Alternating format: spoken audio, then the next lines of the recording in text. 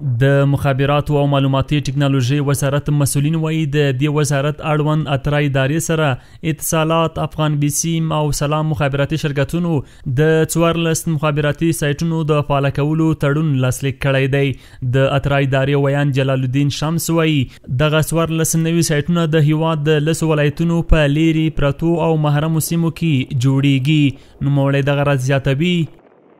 د افغانستان د مخابراتي خدمتونو تنظیم اداره اترا د افغان ټیلیکام مخابراتي شرکت، سلام شبکې، د اتصالات مخابراتي شرکت او د افغان بیسیم مخابراتي شرکتونو ترمنځ د 14 مخابراتي انتنونو د جوړېدو قرارداد لاسلیک شو چې په دې اساس به یاد شرکتونه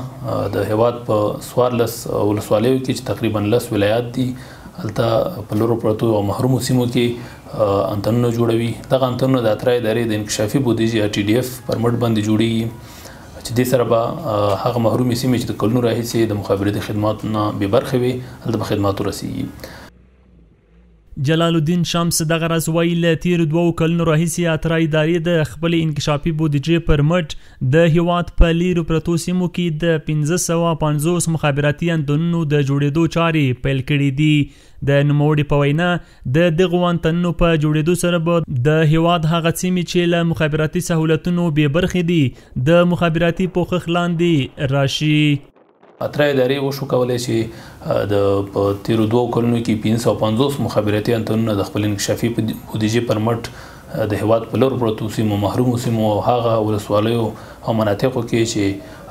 تر اوسه هلته خدمات نور رسیدلي د جوړېدو چارې پیل کړي دي چې تر ډېره حده کارونه پر مخ تللي دي او دغه انتنونو په جوړېدو سره به د هیواد ټولې لرې پرتې سیمې او محرومې سیمې تر مخابراتي پوښښ لاندې راشي. د کیفیت په برخه کې اترا ادارې وشو کولای چې د ټول هیواد په سطح باندې د نظارتي ټیمونه د کیفیت اندازه‌ګیري وکړي د شبکو او هغه ساحې چې هلته کیفیت کمزوری دی، ټیټ دی،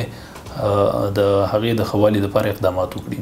د دې ترڅنګ د فریکونسي د ویش په برخه کې ټولو مخابراتي شرکتونو ته نوې فریکونسي ورکړل شوې ده د مزایدې د لارې چې د لومړی ځل د دې فریکونسي په اساس ټول شرکتونه مکلف دي چې خپل انتنونه ټول 3G او 4G ته اپګریډ کړي.